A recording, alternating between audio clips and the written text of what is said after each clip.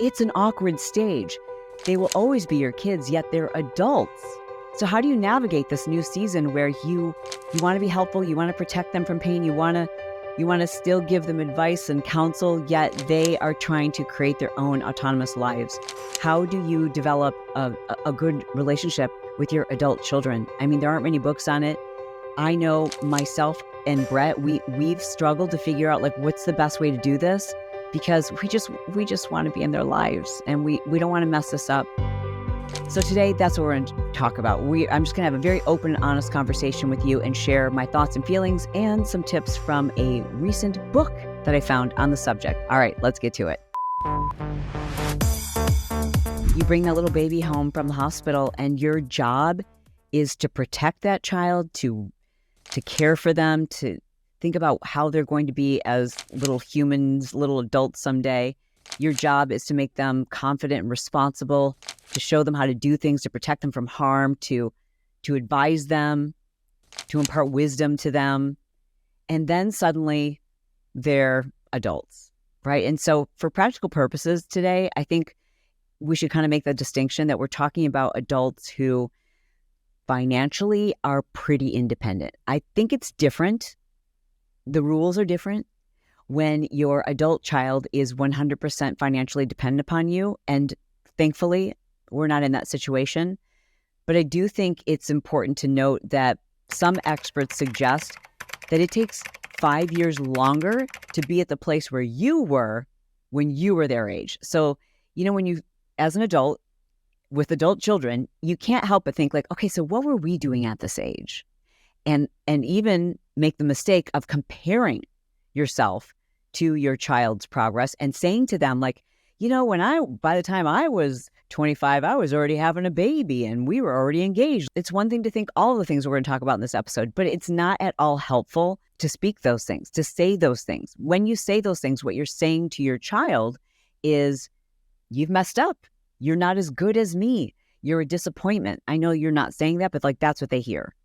Even though in your mind, you might be thinking to yourself, did I mess up as their parent because my kid isn't married, because my kid doesn't own a home yet, and I did by the time I was their age? Well, statistically speaking, it's a lot different. I mean, everything's different. Society, what we've been through with COVID, the way jobs work, the way going to university works, the amount of debt that people have to incur to go to college, like you can't compare where you were at their age to where they are at your age. So that's first and foremost, like don't do it. And even if you do accidentally do it in your head, don't speak it, because you will only drive a wedge between you and your kid. I'm going to call them your kid probably for the rest of this episode, because that's how I think of my kids. They're my kids. They're always going to be my kids, even though they're adults. I just want to be in their lives, and I just want to make their lives easier. So I'm going to share with you my wisdom, what we're doing, and we're new to this too. Our kids are 22 and 26. It's weird to think that we have kids that old. Like, it's so bizarre to me. I just want them to be happy. I don't want them to experience pain. I don't want them to struggle. And I think that's the hardest part about being a parent to adult kids, because you still, for the first 18 years of their lives, you did give them your opinion. You did tell them what to do and what not to do in most cases. Hopefully you did your job well enough that you imparted some of your values or things that were important to you to them. You taught them how to be independent. You taught them how to respect others. You taught them how to respect the relationships that they're in. And you have to trust you did those things right. And then you can't be mad when it comes back to haunt you.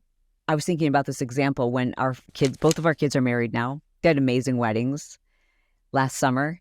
And I remember saying to Brett, like, there might even just be this year that we don't see our kids for Christmas. And he said, are you serious? And I'm like, well, I mean, it's possible, because we don't know if this is the year that they're going to go and be with their in-laws, right? And even though we often would like alternate years, that's not to say that they have to. That's the first thing I think you have to remember, is that your rules, like the way you did things, is how you did things. That doesn't mean that your kids have to do things that way. They are autonomous adults. Like, the absolute most altruistic thing you will ever do is be a parent. But you decided to do that. Like this whole conversation and the way that I try to like manage my emotions around this and be a parent to an adult kids is to remember, like, they didn't ask to be my kid. Like that was my decision. We decided to have kids. It's just by coincidence that we're their parents. So they don't owe us anything. And that's how I look at it. And you might disagree. I think some people do. Some people have different values and they believe, I raised my kids, I put them through college, I made all these sacrifices, so they are therefore indebted to me. They have to take care of me when my husband passes, or they therefore have an obligation to respect me, to help me out on Sundays, to have family dinner with us on Friday nights, whatever. Like, that's your opinion, but I think that's one of the quickest ways to drive a wedge between you and your adult kids. Remember that this is like, especially if your kids are like, they're under 30, this is a weird transitional stage for them. Like, they're trying to get on their own 2 feet. They're trying to create autonomy. They're also figuring out like the things you did and didn't do, and the way, think about your own childhood. Like, before you're 20 years old, everything seemed normal. Like, this is how everyone's household is, right? But then once you're in your mid-20s, you start talking to other people and you're like, that was pretty effed up. Yeah, that was kind of weird. Or that, I kind of wish my parents hadn't done that. Or now I'm recognizing that my dad had a drinking problem. Like, you have these revelations, and it's okay. It doesn't mean you're a bad parent. It doesn't mean that you did anything wrong. You did the best you could do with the tools that you had. We all do. But despite that, even your very best efforts, you probably made mistakes. I know that we did. And I can't be upset with my kids for figuring those things out and figuring out what things they want to do differently than us. One of the things I notice a lot of my friends who are my age, who have adult kids, right? I'm thinking about like one friend in particular who confided in me. She's like, I used to be so close with my son. Like, he came to me for everything. I mean, we were like best friends. And ever since he got married, his wife is really driving a wedge between us. Like, now he seems like really annoyed with me. He doesn't, things that used to make him laugh. Now I can tell he just seems like he's annoyed with me. He always seems like he's kind of mad. He seems kind of distant. When I try to offer advice to him, he kind of, dismisses it. And she was almost pointing the finger at the wife. But that's not about, or maybe it is the partner. But either way, it just is what it is. So that is a telltale sign that your adult kid is trying to create some distance. And you want the relationship to be the same, and it's not. So that's the overriding principle or message, I think, in this episode is like, it's not the same.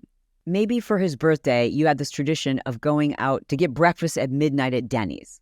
And now your kid is out of the house. He's like 21 years old or whatever. And you're annoyed that he's not going to do that on his birthday. He's 20. Things are different. Like, he's an adult now. Like, you really do have to let your kids do themselves. You've got to let them experience life. And in my opinion, that starts when they leave the house. And maybe you still are providing some financial support, but you're not providing any emotional support if you're all up in their business. If you're still trying to tell them how often they should be going out and who they should be hanging out with and what courses they should be taking in school. Like, none of that is going to help your kid. And they're an adult now. So you can say, well, yeah, but I'm funding it, so therefore I get a say. Possibly. That's one way to look at it. The way I like to look at this is, what things do I need to do to have a stronger relationship in this new season? It's a new season for me. It's a new season for your kid, right? Like, my kids are in a new season. They're in the new season of like figuring out what it's like to be married and how to budget and how to do things as a married couple, how to manage their in-laws and that relationship and the relationship with their spouse and the in-law. Like, there's so much they're going through. Like, I don't need to add to it. Like, you don't need to add to the stress and this, difficult season for your kids. So many times I find from the messages I get from people listening to the show that you have these expectations for your kid that are just really unrealistic. And what you're running the risk of is that kid going, you just create stress for me. Like this pressure that you're putting on me, like that I haven't returned your calls quickly enough, or that I'm not spending enough time with you. When you put that kind of pressure on a kid, on a kid at any age, if you put that kind of pressure on a 50-year-old, if you put that kind of pressure on a 22-year-old, what you're going to get is resistance. You're not going to get more closeness. Nobody ever in the history of the universe has ever said, you're not spending enough time with me. I need you to be more, whatever, even, no matter how you phrase it. Has anyone ever said to themselves, yeah, you know what? I really do want to spend more time with this person who is making me feel like I'm not enough and is putting all this pressure on me because they're being so needy. All you're going to do is drive a further wedge between you and your kid. Like it's a give and take. It's not creating so much distance that they feel like you've forgotten about them and that you're not there for them. But it's also recognizing that like they need space. And even though you might have friends who are like, oh, I talk to my kid on the phone every single day. And then that makes you feel like, oh, should I be doing that? Or how come my kid's not calling me every single day? Well, you don't know how your friend's kid actually feels about that relationship. It might feel to them like they're suffocating, that they can't break free of that parent. You don't know if a year from now they're going to go no contact. Like that is a phenomenon that is running rampant right now. And I think personally, here's my personal, I'm not a professional, but I personally think it's because our generation, Gen X, we were like really, really involved in our kids' lives in a way that was very different from the way boomers were less involved in most Gen Xers' lives, right? Like it was just like, pack yourself a lunchbox. Here's a key, put it on a necklace around your neck, and mom and dad will be home after work, and then cocktails. You know what I'm saying? Like a lot of us kind of grew up very feral. I'm not talking about my childhood in case my parents are right now like, how dare she? But you know what I'm saying? Like things were different. Like your parents didn't call your friends' parents to find out if they were actually going to be home. They didn't worry about if there were predators that lived in the neighborhood. We just did. We just kind of ran around the streets and we came in when the streetlights were on. My parents didn't even know what colleges I was applying to. It was just very different. And then for most of us Gen Xers, we're like super helicopter involved in our kids' lives. We knew who their friends were. We were stalking all of them on social media. We were involved in parent-teacher conferences. We knew before we let them play on that coach's team, we did a background check on the coach. Like we were super duper involved. Some of you, to the extent that you were like writing your kids' essays and calling up their friends when they got in fights with their friends and like picking battles for them and going to the school to negotiate a better grade on papers. Like, there are extremes to this. Being hyper vigilant and hyper focused on like watching every single move that your kids made so that they didn't mess up, so they didn't experience hardship, so they didn't make a wrong step. And if you were that kind of parent, it's going to be really hard for you to transition out of that, because now you probably didn't let them fail much. And those are the kids who are going to struggle as adults the most, because they were sent this messaging that they couldn't fix it if they made a mistake, that they didn't have those tools, so mom and dad will fix it for you. And now as an adult, they're also going to recognize, like, I'm an adult. Why is my mom trying to get involved? Why is my dad trying to tell me what to do? Well, because that's their habit. And now your kid who's an adult is trying to create this autonomy. They're trying to figure out who they are. They're trying to figure out, like, why don't I have confidence in myself? And they know, in large part, it's because you did freaking everything for them. And now you don't realize this, but it's going to create some resentment. It's said that over 70% of people today, 70% of people report having a problem with one parent or the other. That's insane. To the point that it's causing them a lot of stress and discord in their lives. I don't know about you, but it would be a knife in my heart to think that I was causing either one of my kids emotional distress. So ask yourself, am I putting too much pressure on my adult kid? Am I too involved? Because you shouldn't be involved at all. My opinion. Here we go. Here's my opinion. You shouldn't be involved at all unless you're asked to be involved. You shouldn't share your opinion unless it's been asked for. If you give your opinion because you think you can help prevent them from a misstep, what you're actually doing is telling them that they've made a mistake. And I know because I've done this. I know because with the best of intentions, I've had one or both kids come to me at one point and confide in me something that was going wrong in their business or life, relationships, whatever. And because I was like, this is my moment. I can give my kid advice. What happened is I'll share that specifically the one experience I'm thinking about was with Sierra. And she was coming to me because she was really stressed out about her business. And I was like, oh, well, get a pen and a piece of paper because I will walk you through the pros and cons and we're going to come up with a solution. And then here's what you're going to do. You're going to hire a virtual assistant, and then we're going to create an Excel form. And she just was like, she got upset and basically said, I just need you to tell me I'm doing a good job. I need you to not solve this problem. I just need you to listen. I just need you to be a mom, but not give me advice. And that was a really eye-opening experience for me. I had to learn that when we have those exchanges, that's totally different. Like, I've got 18 years of programming or 22 years of programming where I'm going to solve problems for you. Like, that's what I do. Like, that's what makes me feel purpose-driven as your mother. Like, that makes me feel like I'm helping you. But I have to recognize you almost are more of a friend to your kids once they're adults. So unless they've asked specifically for your advice, the best tip I can give you is the advice that Sierra gave me, which was just ask me what I need. And I was like, wow, it's that easy.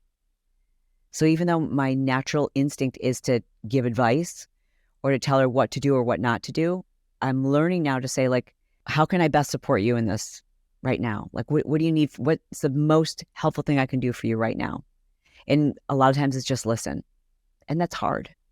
Because again, as parents, we want to feel valuable. We want to feel loved. We want to feel like we serve a purpose and like that we're needed. That's the word, that we're needed and we're loved and they want to be around us, but they're in a whole nother season. You have to remember what it was like to be in the season that they're in. And also remember, it's still going to be different for them. Like kids today, when I say kids, 20-year-olds, like they have so much more anxiety, so much more pressure. So social media alone creates this unbelievable pressure cooker that you and I just didn't have. And you have to acknowledge that for them. So you have to have different expectations. Your expectations also need to be communicated if they are that strong.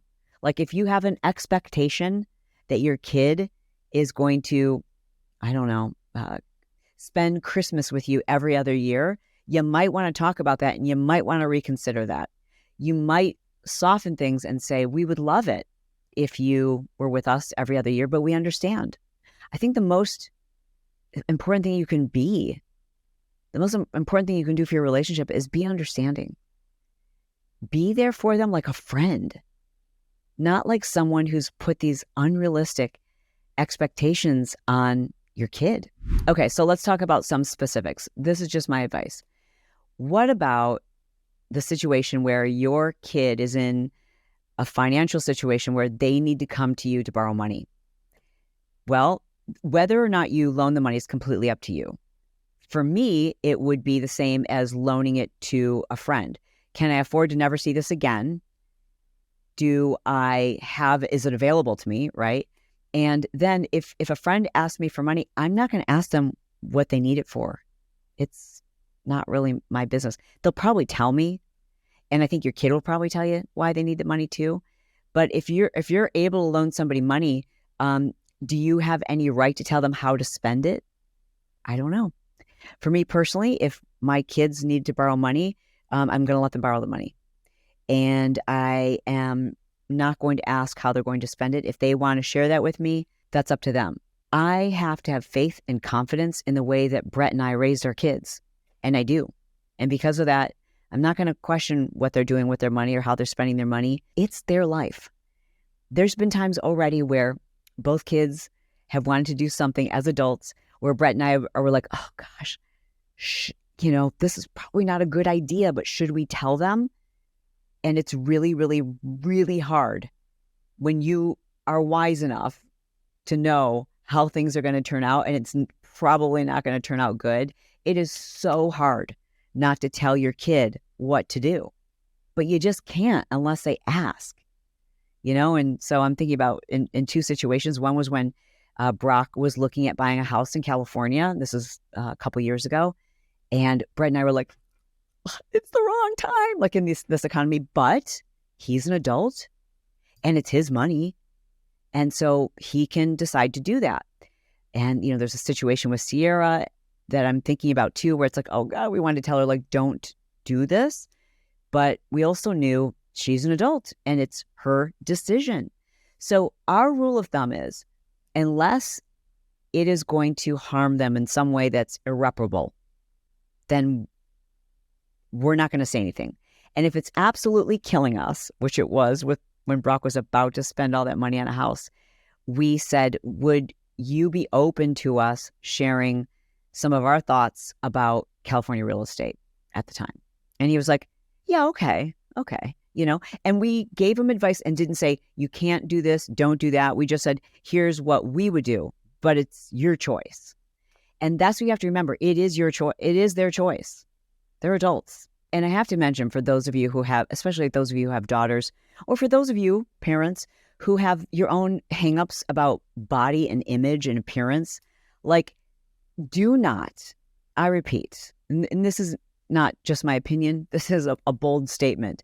Do not ever, under any circumstances, comment on your kids' weight or their hair or the way they dress. Like, they're adults. It's such a pet peeve. Like, you have no business. They are their own person. They know what they weigh. They know what they look like. They're very much aware of their health. Don't make those, the comments, the ones that you think are so well-tempered that they won't even realize you're making a comment about their weight. Yet they know that you're making a comment about their weight. And when you say, oh, so that's your new haircut, do you like it? They know that you don't. So if you have nothing nice to say nothing. All right, what if your adult kid, isn't married? Or it seems like they're nowhere near getting married, and they're, it's your daughter and she's 40 years old and you're worried that the clock is ticking. Don't say a freaking thing. Not a word. They know how old they are. They know what they're looking for. And it's not up to you to decide that that's what's going to make them happy. You don't get to decide for them what their life needs to look like, or that they should settle, or that somehow they've disappointed you because they're not married or having a child on your timeline, or if ever, because it's their life. They get to make the rules. What if your adult kid is at the age where they are ready to get married and the person that they're dating you don't approve of? Well, that's a great way to put a wedge between the two of you. I mean, the one thing you have to remember is, if you don't like their significant other, what you're saying is, I don't like your choices. I don't like your ability to discern good people from bad people. What you don't realize is that they feel judgment in that. You're telling them, I don't think you're going to be able to handle it. I don't think that you're going to be able to spot the red flags. So as hard as that might be, if your kid is dating someone who's bad news, you got to suck it up, buttercup. And you got to be there for them. And I think the more we love unconditionally, the more our kids are going to trust that we trust them. And that brings us closer together. Wait until you're asked for their opinion. Wait until your advice has been specifically requested. Bite your tongue. Bite your tongue unless they're going to be harmed irreparably. And, what do I mean by irreparably? That's, I think, open to interpretation. For some, you might believe that if your kid marries the wrong person and they get divorced, that they're going to be harmed irreparably. I don't think that. How could you think that's true? Like, what? That doesn't even make sense. Like, you know what I'm saying? Yeah, your kids you made a lot of mistakes and you're better because of it. You went through some really awful, hard times. And those hard times are some of the things you look back on now and you realize it's the best thing that could have ever happened to you. Your kids are going to go through some really horrible, hard times. They're going to struggle. They're going to make poor choices, and they're going to be okay. And the most profound thing that you can be is there for them without judgment, there for them without telling them what they're supposed to do. The bottom line is this is an awkward, uncomfortable stage for all of us. You're in a new season, they're in a new season. You're trying to figure out your new role. You're trying to figure out how you can have significance and importance in their life. And they're trying to figure out how they can have independence and create some distance and to figure life out on their own, that they can make it on their own. So just recognize that the rules of everything's changed. Be there to support them, to love them. Do that unconditionally. Don't put unrealistic expectations on them, and ask before you give wise counsel.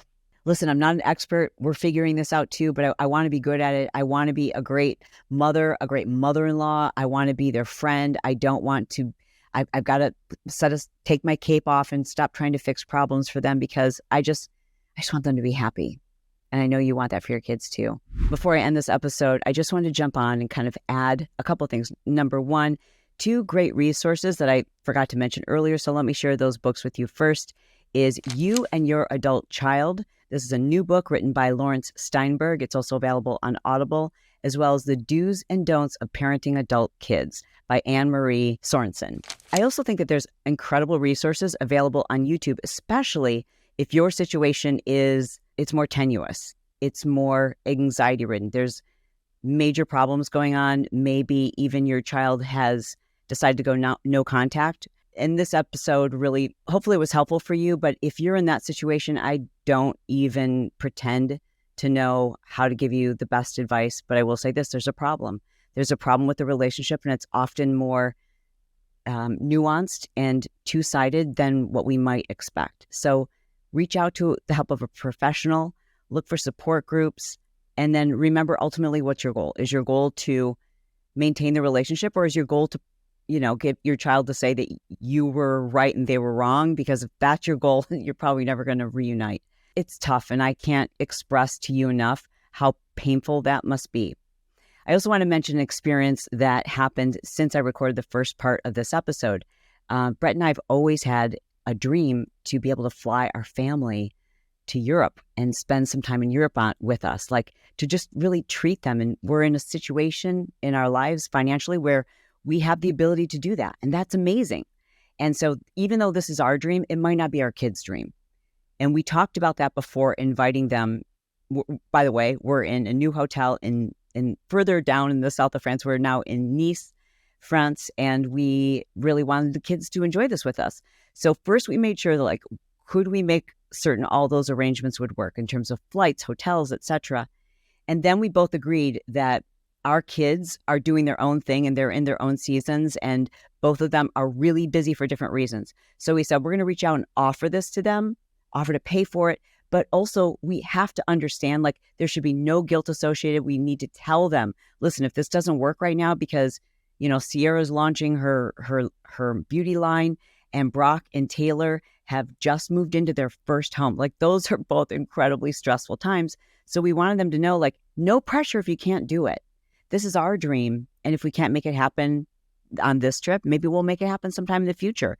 But it's really hard when you have expectations and things that would make you happy. You have to remember that your kids have their own lives. And on that note, it's also, I think, really important to mention that sometimes, because, you're further along in life, so you're in a different financial situation, and it can be misinterpreted to your children that you're using money or privilege or things that you could do for them to influence their decisions or to control them. And that's bad news. So you always want to give your kids, if you're going to give them anything, do so without strings attached. I think that's really important. Lastly, I want to say that this is a difficult season for parents because you're trying to figure out, what's my role? Especially if you sacrificed your job, your career, or other things because you want to put your kids first. And you did a great job. But now what's your role? Now what is your purpose? Now what is your thing? You got to find that. And it's really important that you do, because you've done your job and you have to let your kids now live their lives and just hope that you can be a part of them. And just to bring it full circle, everything did work out. The kids are super excited, and they'll be here in less than 5 days, and it's just a dream come true. Super duper excited to have them here with us. If you enjoyed this episode, please do me a favor. Make sure you're subscribed. Share it with a friend. Maybe share it with your kid. Maybe share it with your spouse. Share it with anyone who you know this might help them, because times are different. Things have changed a lot. And we Gen Xers, like, we got to kind of get things straight that, we're no longer in a role where we get to helicopter our kids. Listen, I really do appreciate the time that you spend here with me. Thank you again for liking this, leaving a comment. I always pin a comment right at the top where I can get your opinion. And just thanks for being here. I love you. I mean it. And I'll talk to you soon.